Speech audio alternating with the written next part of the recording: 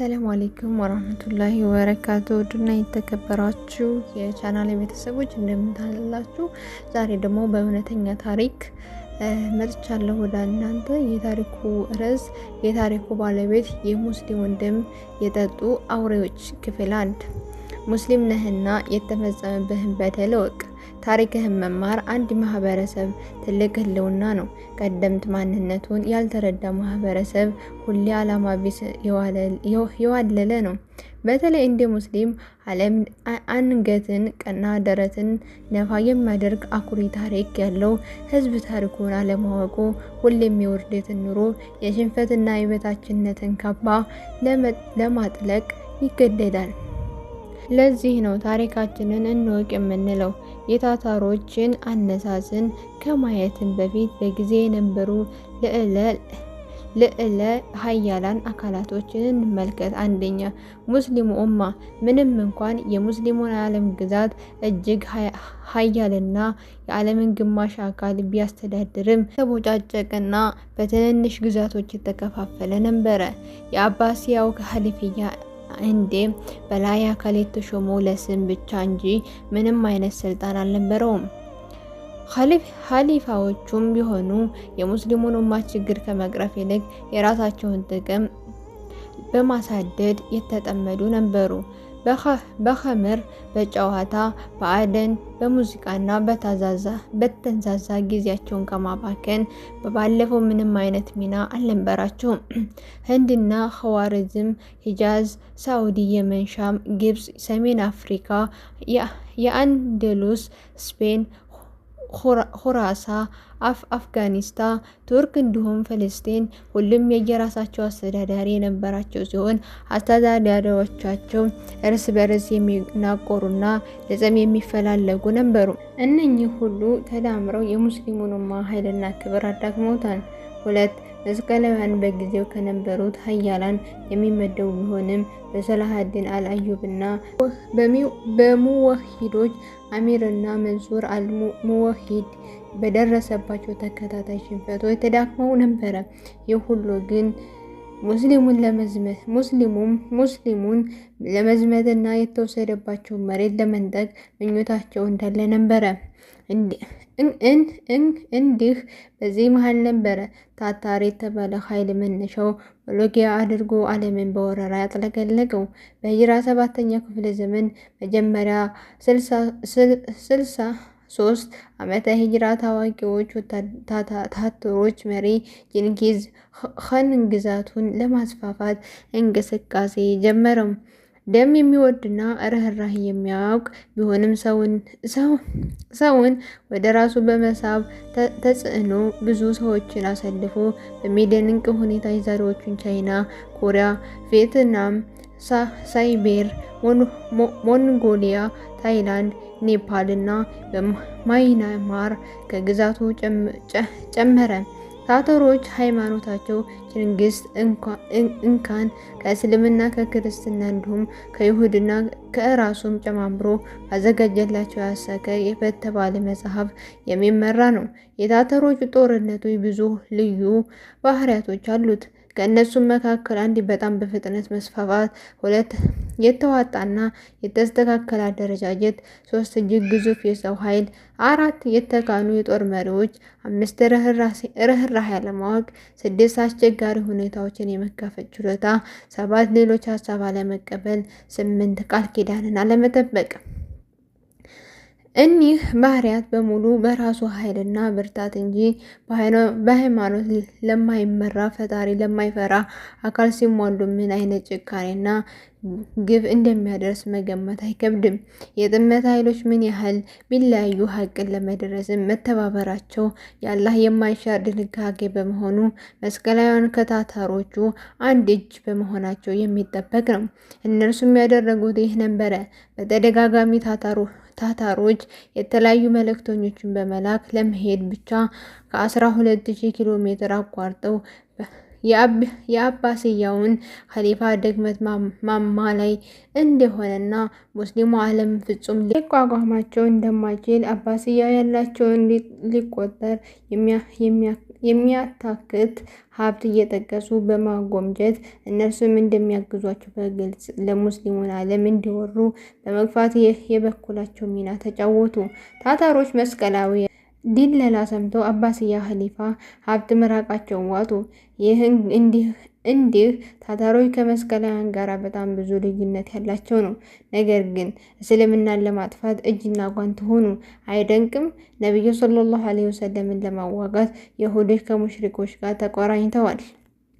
የአባስያን ሀብት ለታታሮች እያስጎመጁ ሙስሊሞች ላለመነሳት እጅና ጓንት እንደሆኑ አይተው ነበረ የቆም ነው። ይህ ትብብራቸው ይቀጥል ይሆን? ዘመናት እርስ በርስ ሲፋለሙ የነበሩ ፋርስና ሮም በሙስሊሞች ላይ ተቧድነዋል። ዛሬም አይጥና ድመት ነበሩ። ሩሲያና አሜሪካ በሶሪያ ሙስሊሞች ላይ ተጎዳኝተዋል። ለማንኛውም ችንግስ ካን የሙስሊሞችን ዋና ከተማ ባግዳድ ለመዝመት ዝግጅቱን አጠናቀቀ። ነገር ግን በቅርቡ የሚገኘው የኸዋሪዝም መሪ ሙሐመድ ኢብን ኸዋሪዝም ሻህ ጋራ ስምምነት ነበራቸው። እርሱም አሸንፎ ኸዋሪዝም ካልተቆጣጠረ ደግሞ ወደ ባግዳድ የመድረስ ህልሙ ያከትማል። ችግስ ካን ከሙሐመድ ኢብን ኸዋሪዝም ሻህ ጋራ የነበረው ስምምነት የሚያፈርስበት ምክንያት እንዳውም ምክንያት መሳይ ነገር ማፈላለግ ጀመረ።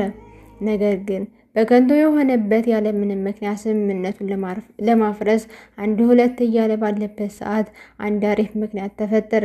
ችግስ ካን ሙሐመድ ኢብን ኸዋሪዝም ሻህ ጋር የነበረውን ስምምነት የሚያፈርስበት ምክንያት እንዳውም ምክንያት መሳይ ነገር ማፈላለግ ጀመረ። ነገር ግን በከንቱ ሆነበት ያለ ምክንያት ስምምነት ለማፍረስ አንድ ሁለት እያለ ባለበት ሰዓት አንድ አሪፍ ምክንያት ተፈጠረለት።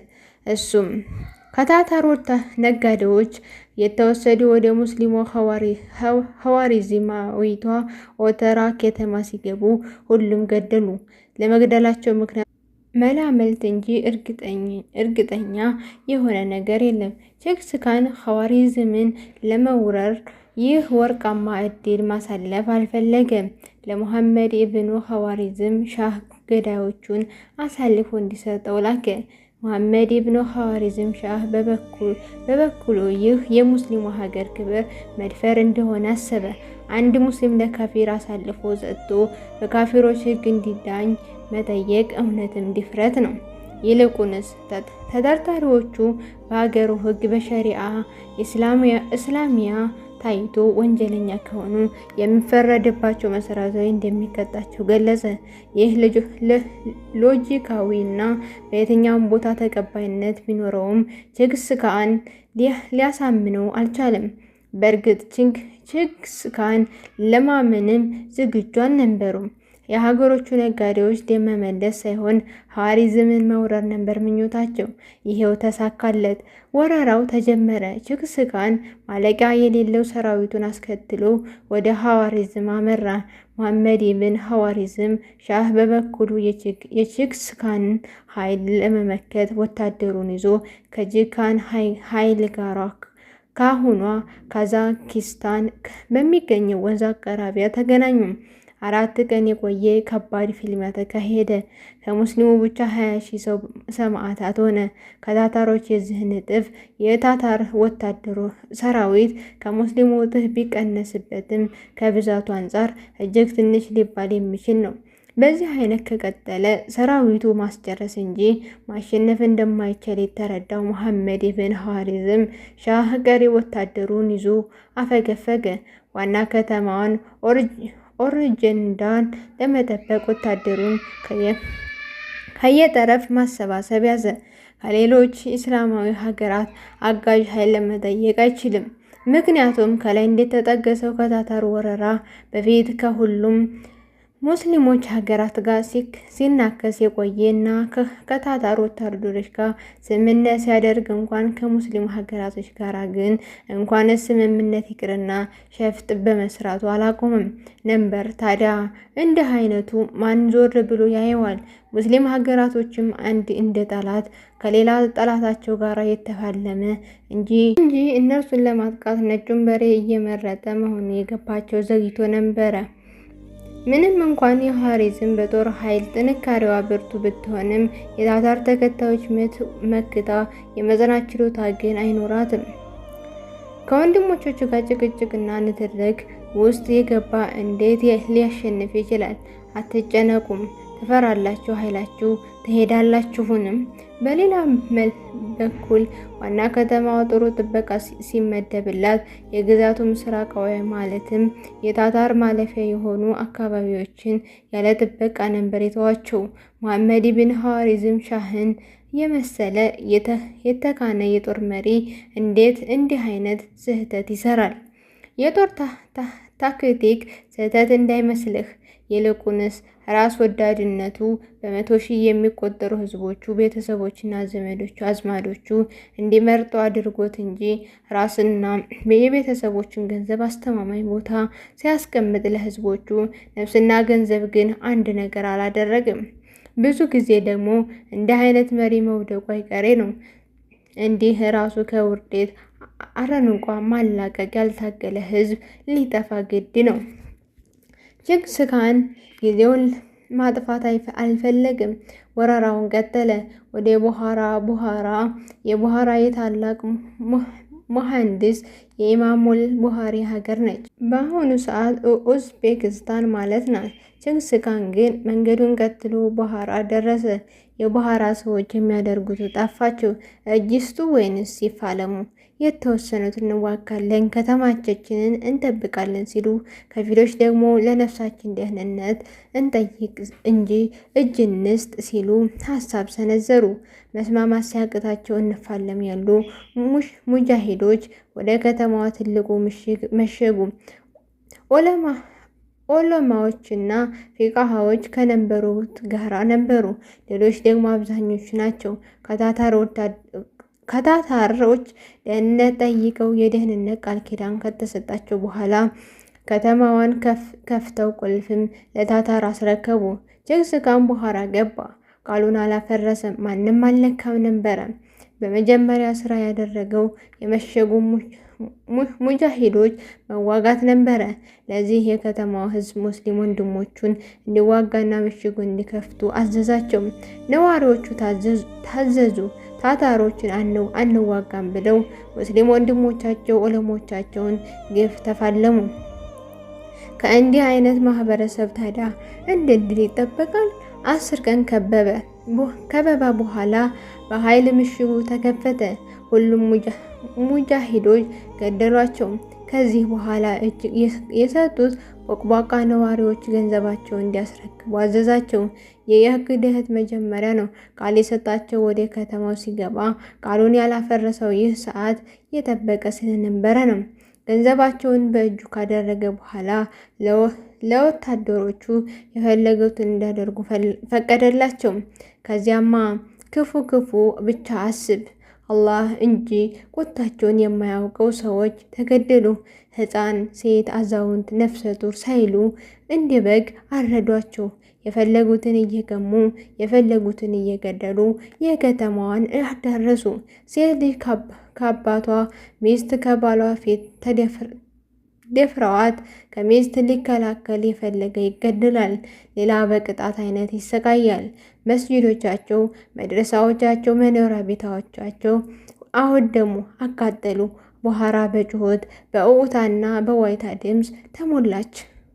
ከተማዋ የእሳት ከተማ እስክትመስል ተቀጣጠለች።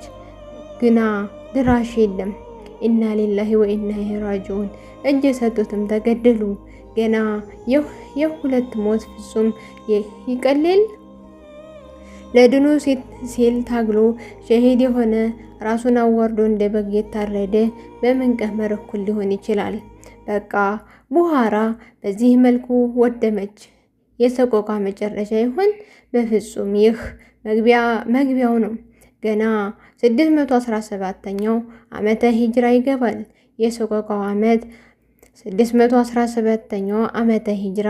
ይህ ዓመት የሙስሊሞች ታሪክ ውስጥ 50ኛውን ያጣ ዓመት ነው። እጅግ ዘግናኝ ጭፍጨፋዎችንና ድርጊቶችን ያስተናገዱበት ዓመት ነው። ታዋቂ ተራኪው ኢብኑል ከሲር በጊዜው ከነበሩትና ግፉ ካዩት አንዱ ነበሩ። እንዲህ ይላሉ። አንድ ሰው አላህ አደምን ከፈጠረ ጀምሮ እንዲህ አይነት ዘግናኝ መከራ አልታየም ቢል በፍጹም አልዋሽም። አይደለም የሚያክለው የሚቀርበው የለም። እስከ የውመል ቂያማ ከእጁጅና ማእጁጆች እንዲህ አይነት ጅምላ ጭፍጨፋ ይከሰታል ብዬ አላስብም። ሴት፣ ሕፃን፣ አሮጊት፣ አዛውንት ሳይሉ አረዱ። የእርጉዝ ሆድ ቀደው ሽሉን ፈጠፈጡ። ይህ የብኑ ከሲር ንግግር ነው። ግፉ የተመለከቱ ሰው የአላህ በ617 ዓመተ ሂጅራ ምን አደረጉ? ዋራ እንዳልነበረች ካደረጉ በኋላ ወረራቸውንም ለመቀጠል ወደ ሰመርቀንድ በአሁኗ ኡዝቤኪስታን ውስጥ አመሩ። በጉዟቸው ወቅት በጣም ብዙ ቁጥር ያላቸው ምርኮኞች የሚሰቀቅ ሁኔታ የደከሙትን እየገደሉ ይዟቸው ሂደዋል። ምርኮኞችን ባንዲራ አሸክሙ ቁጥራቸው ያበዟቸዋል። በዚህ የጠላት ወኔ ይገደላል። በፍልሚያው ወቅት ከፊት በማሰለፍ እንደ ጋሻ ይጠቀሙባቸዋል። እንዲዋጉ በማድረግ የሰው ኃይላቸውን ይቆጥቡባቸዋል። ሊከፍቱት የሚፈልጉ ከተማ ፊት ለፊት በማድረግ እጅ ካልሰጡ ይህ እንደሚጠብቃቸው ያስፈራሯቸዋል። ወታደሮች ከተማረኩ አንድ መቀየሪያ ይጠቀሙባቸዋል። ይህ ግን ከታታሮች አለመሸነፍ አንጻር ጥቂት ነው። ሰመርቀንድ ሀብታም ሀገር ስትሆን ካላት ኢኮኖሚያዊና ስትራቴጂያዊ አቀማመጥ መሐመድ ቢን ሐዋሪዝም ሻህ ከሰራዊቱ 50,000 ወታደሮች ልኮላታል። ችግስ ካን ከተማዋን ከበበ። የተላኩ የከተማ ወታደሮች ወጥተው ሊፋለሟቸው ይገባ ነበረ። ግና ይህ አልሆነም። ፍርሃት ልባቸው ሞላ። ወታደሮቹ የማይፋለሙ መሆናቸውን ያወቁት የከተማው ሕዝብ ተመካከሩ። የከተማው ኢስላማዊ ፍቅርና ወኔ ያላቸው ጀግኖች ኦሎሞች ጨምሮ 70,000 ሙጃሂዶች ለመፋለም ቆረጡ። እነዚህ የፈሩ ወታደሮች ይህን ያህል ብዛት ያለው ሕዝብ እንደሚዋጋ ሲያውቁ አብሮ ለመፋለም አሁኑም አልተስማሙም። 70,000ዎቹ ሙጃሂዶች ለመፋለም ወጡ። ምንም አይነት የጦር ልምድ ያልነበራቸው ቢሆንም ፈሪዎች ወታደሮች ያልደፈሩትን ደፈሩ። የታታር ሰራዊት ሙጃሂዶችን ሲያዩ ሽሽት ጀመሩ። ሙጃሂዶችን ማሳደዱ ተያያዙ። ሳያስቡት ከከተማው ራቁ። 70,000 ሙጃሂዶች እግረኞች ነበሩ። አንድ እንኳን ፈረስ አልነበረውም። ድንገት ሳያስቡ አንድ አደጋ መጣባቸው። የታታር ጦር ከቧቸው ሲሸሽ የነበረው የታታር ጦር ፈርተው አልነበረም። ይልቁንስ የጦር ስትራቴጂ እንጂ ከባድ ፊልሚያ ተደረገ። በታታሮች ድል አድራጊነት ተጠናቀቀ። ከሙስሊሞች ስንት እንደተገደለ ታውቂያለሽ? እንዳቸውም አልተረፉም። 70,000ዎቹም ሸሂድ ሆኑ። አዎ ሰመርቀንድ 70,000 ሙጃሂዶችን በአንድ ቀን ተነጠቀች፣ ያውም በሰዓታት ውስጥ። ኢና ሊላሂ ወኢና ኢለይሂ ራጂዑን። በኡሁድ ዘመቻ ሙስሊሞች 70 ሙጃሂዶች ሲገደሉ ምን ያህል እንዳዘኑ ታስታውሳላችሁ? ቢእስር መኡናንስ ታታሮች እንደገና ሰመርቀንድ ወረዱ። ከከተማዋን እንዲጠብቁ የተመደቡ የሐዋሪዝም ወታደሮች ወራዳ ውሳኔ ወሰኑ። ከታታሮች የደህንነት ቃል ጠይቀው ከተማዋን ሊያስረክቡ ወሰኑ። ታታሮችም የደህንነት ቃል ሰጥቷቸው። በእርግጥም ታታሮች ቃል አልባዎች መሆናቸውን ጠንቅቀው ያውቃሉ። የቡሃር ዜናም የቅርብ ትውስታ ነው። ለህይወት ያላቸው ፍቅር ግን በታታሮች ምናባዊ ቃል እንዲጠለሉ አደረጋቸው። የከተማው ህዝብ ወታደሮቹን ለመከልከል ሞከሩ። ግና ወንድሞቻቸው ላይ አንበሳ በጠላት ላይ ኮሳሳ የሆኑ ወታደሮች ከተማዋን ለታታር አስረከቡ። ታታሮች እንደገቡ ወታደሮችን መሳሪያዎቻቸውንና መጓጓዣዎቻቸውንም አስረከቡ። እኛ እናደርሳቸዋለን አሏቸው። ወታደሮች ያለምንም ማቅማማት አስረከቡ። ታታሮችም እንዳሉት አደረሷቸው። ግና ወደ አሄራ ነበረ። አዎ ሁሉንም አረዷቸው። ዋጋቸውን አስከፈሏቸው። ከዚያማ ሴት፣ ወንድ፣ ሕፃን፣ አዛውንት ሳይመርጡ ያሻቸው ጨፈጨፉ። ቁጥራቸውን አላህ ብቻ ነው የሚያውቀው። ሰዎቹ የታታር ሰይፍ ሰለባ ሆኑ። ገንዘባቸውን ዘረፉ። ሴቶቻቸውን፣ ሕፃናቶቻቸውን ማረኩ። ለምርኮ የማይሆኑ የደከሙ ገደሉ። ይህ ሁሉ በሙስሊሞች ከተማ በሙስሊሞች ላይ ሲደረግ አንድ እንኳን የእርዳታ እጁን የዘረጋ አልነበረም። አትደነቅም? እስኪ ዛሬ ለፍልስጤሞች እና ለሶሪያ ለቡርማ ስንት ወታደሮች ተላከ? እስኪ ንገረኝ። ቺንግስ ካን ሰመርቀንድ የተመቻቸው ትመስላለች። እዚያው ተረጋጋ። መጀመሪያ ያሰበው ሀገሯን መሪ መያዝ ነው። ሙሐመድ ኢብን ኸዋሪዝም ሻህን ለዚህ ዓላማ ሰራዊቱን አላንቀሳቀሰም። ይልቁንስ 20,000 ወታደሮች ብቻ ነበር የላከው። ሙሐመድ ኢብን ኸዋሪዝም ሻህ ለሚያክለው ንጉስ 20,000 ወታደሮች ብቻ መላክ ትልቅ ንቀት ነው። ወታደሮቹ ጉዟቸውን ወደ ሙሐመድ ኢብን ኸዋሪዝም ሻህ መነሻን ወደ ኦርጀንዳ ጀመሩ። ኦርጀንዳ ከጀይሁን አሞደሪያ ባህር ምዕራባዊ ዳርቻ የምትገኝ ከተማ ናት። ታታሮች ከባህሩ ምስራቃዊ አቅጣጫ መጡ። በዚህ መልኩ ባህሩ በመካከላቸው ለያቸው። ሙስሊሞች በቦታቸው ጸኑ። ታታሮች በበኩላቸው እንጨት እየቦረቦሩ ውሃ እንዳይገባበት የከብት ቆዳ ያለሰልሱ ታንኳዎችን ሰሩ። እቃዎቻቸውን፣ ሰይፎቻቸውን ጫኑ። ፈረሶቻቸውን ወደ ውሃ አስገቧቸው። ፈረሶቻቸው ዋና ስለሚችሉ ሲዋኙ ታታሮች በአንድ እጃቸው የፈረሶቻቸውን ጅራት በሌላ እጃቸው እቃቸውን እየሳቡ ባህሩን ተሻገሩ። ሙስሊሞች ሁሉ ሲሆን አላወቁም። ድንገት የታታር ወታደሮች ከፊት ለፊታቸው አዩዋቸው። ማድረግ የሚችሉት የቀራቸውን አንድ ምርጫ ነበረ። መዋጋት መሰለህ? ሽሽት ነበረ። ሙሐመድ ኢብኑ ኸዋሪዝም ሻህም ወደ ነይሳቡር አመለጠ። ወታደሮቹ ተበታተኑ። ታታሮችም ከተማዋን ከመንካት ዓላማቸውን አስቀድመው ሙሐመድ ኢብን ኸዋሪዝም ሻህን ተከትለው ወደ ነይሳቡር አመሩ። ወደ ነይሳቡር መምጣታቸው ሲሰማ ወታደር ማሰባሰቢያ ሰዓት ስለሌለው ማንዝንድራን ከዚያ ራይ ሐማዳን ከዚያ ተመልሶ ማንዝንድራ በሽሽት አደረሳቸው። የታታር ወታደሮች እግር በእግር ይከታተላሉ። እስካሁን ይህ ሁሉ ኪሎ ሜትር ሲያቋርጡ አንድም የከተማ አልደረሱም። ሙስሊሞች ፍርሃን ነግሶባቸዋል። 20,000 ወታደሮች በመቶ ሺዎች መካከል ያልፉ እንኳን ሊነኳቸው እንዳውም ሽሽትን ነበር የመረጡት። ሙሐመድ ኢብን ኸዋሪዝም ሻህ በስተመጨረሻ ወደ ጦበርሲታን አምርቶ ባህሩን በጀልባ ተሻገረ። ታታሮች ጀልባ ማግኘት አልቻሉም። በዚህ መልኩ የሙሐመድ ኢብን ኸዋሪዝም ሻህ ዓላማ ተሳካ። ሽሽቱ ተሳካለት። ሱብሃንአላህ፣ የአላህ ውሳኔ ይገርማል። ሙሐመድ ኢብኑ ኸዋሪዝም ሻህ ጦበርሲታን ውስጥ ጥቂት ቀናቶች በችግር ካሳለፈ በኋላ ሞተ። ሱብሃንአላህ፣ ሲሸሽ የነበረው ሞት ቀድሞ እየጠበቀው ነበር፣ ግና ተዋርዶ ሞተ። የቱ ነበረ ክብር? በአላህ መንገድ ሲዋጋ መሞት ወይንስ በሽሽት ኑሮ በሰው ሀገር መሞት?